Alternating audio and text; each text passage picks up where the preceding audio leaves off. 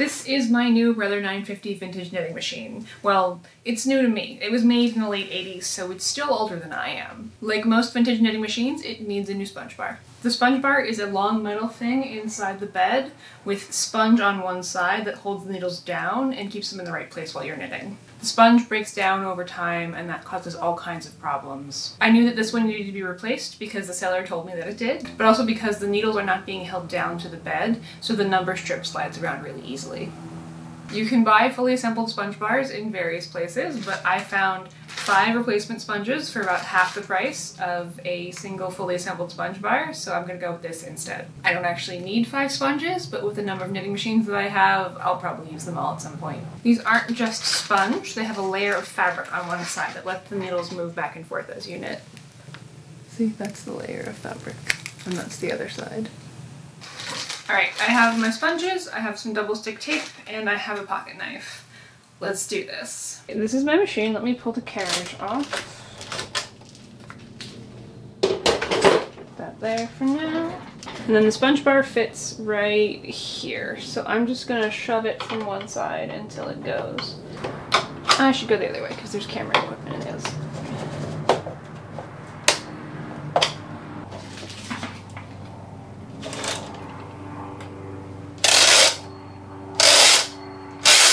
You can see as I pull it, the needles are springing up. And here's my sponge bar. It doesn't look too bad in this configuration, but it's not doing its job, so it needs to be changed. Oh, and it comes out nice and easily. That's good. So I'm wondering if I can just unbend this and get the plastic thingies out. Because in the past I've just cut it and then taped it back, but we'll see. Oh, I don't want to break that because I don't have any replacements.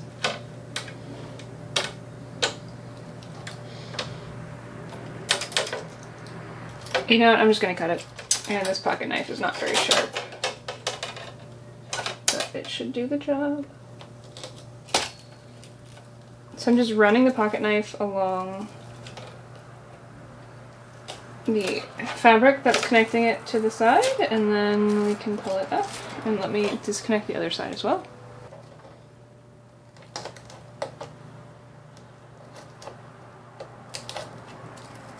Alright. I have this disconnected on both sides, so I'm just gonna pull it out. Previous sponge was glued, that's fine.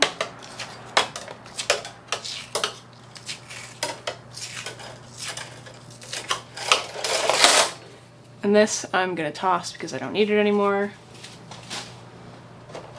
And I don't need to get all of the foam out of here, I just need to get most of it so I can put the new one in.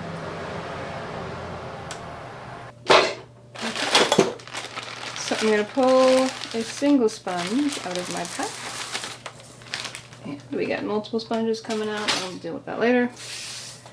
And this is, as expected, is longer than it needs to be. So I'm gonna line up one side, tape it down, and then cut off the extra when I get to the other side. So this is double stick tape, and there are links to everything in the description. I'm going to apply it to the middle of the sponge bar. Try to get this straight.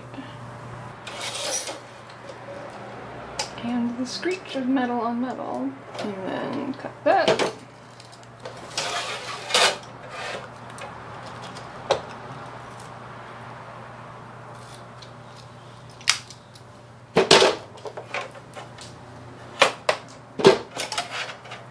Sure that's pressed down. Now I'm going to peel up the top protective layer of the double stick tape. Okay. Up it comes. And then starting on one side, I'm going to press in my sponge bar.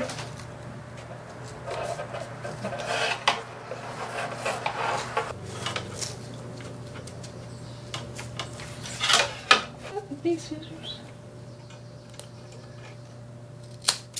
Haha! Alright. I had about this much left. And I'm just gonna press this down. Make sure it's all stuck in there with the tape, and that side wasn't. This really just needs to hold it enough that it can slide in and out of the machine. Okay, and now we need the ends to be tapered so that it'll slide back in, so I'm going to tape this down with Scotch tape. And you don't want to tape too far in, just like right at the edge, because we still need this to function as a sponge bar.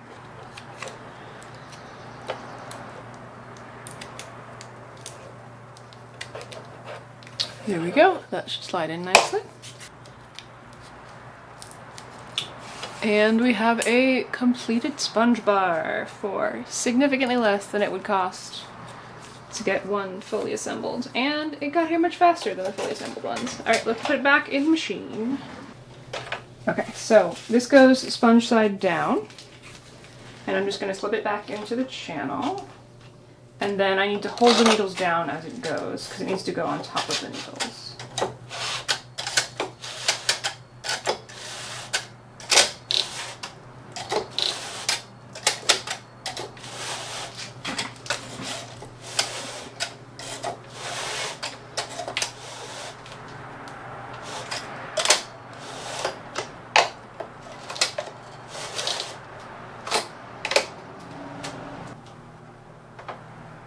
Okay, it's back in.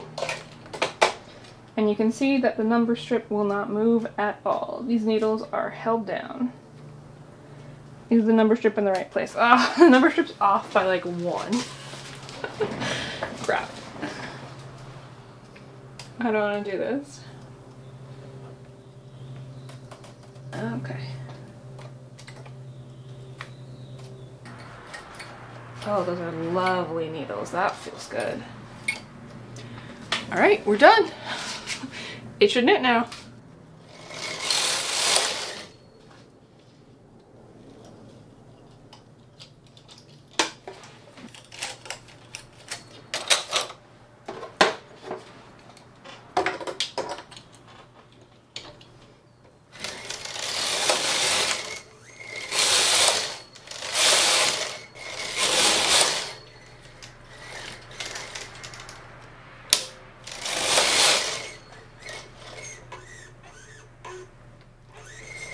I don't know if you can hear that, but the carriage is squeaking a little bit, and that's not supposed to do that. So let me oil that.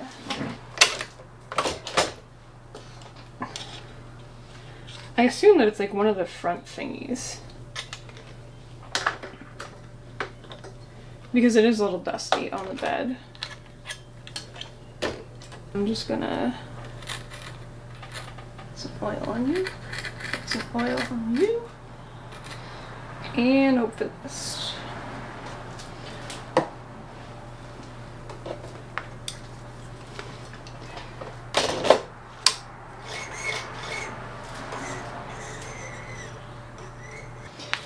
It's still making a noise.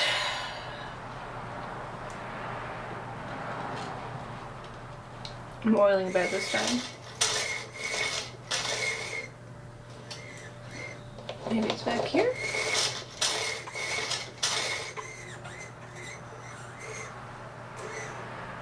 Maybe it's up here.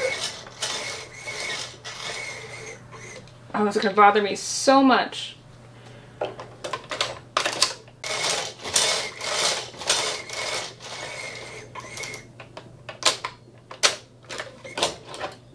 Where is it squeaking from? It sounds like it's the plastic, because if it were the metal, it'd be a different kind of squeak. But I can't see anywhere that's got any kind of significant friction. But, like, these are all the plastic bits that would touch the bed. So let's just oil everybody and see how it goes.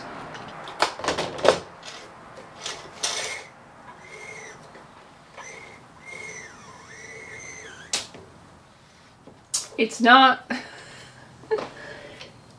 the carriage itself, it's the sinker plate.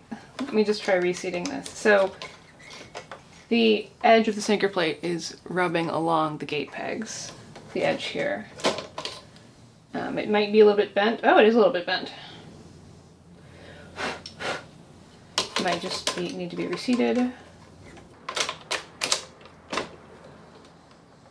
just gonna try to bend it a little bit.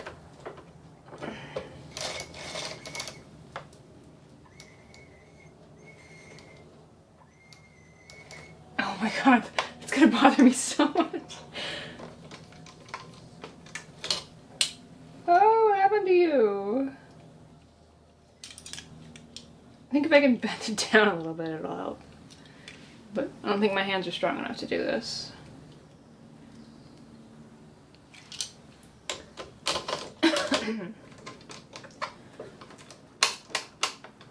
Alright, I haven't been able to fix it, but I need heavy duty pliers to get that to go, so I'm gonna leave it as is for now.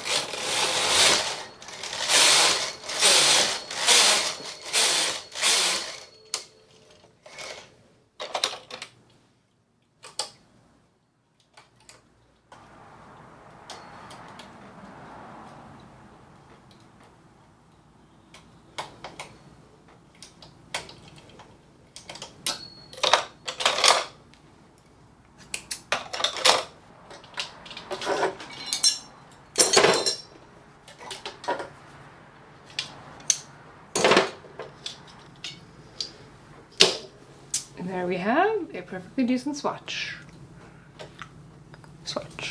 Alright, we're good. My machine is back in working order. It knits the way it's supposed to. I've got a lovely swatch. And now it's time to figure out how the original patterning worked on this machine, because it's got built-in patterns but also reads Mylars, and I really want to see how that works. So stick around for more of that. I hope you found this useful. I hope you learned something. I hope that you can get your own machine up and running. Remember, there's links to everything in the description. So thanks for watching, and happy knitting!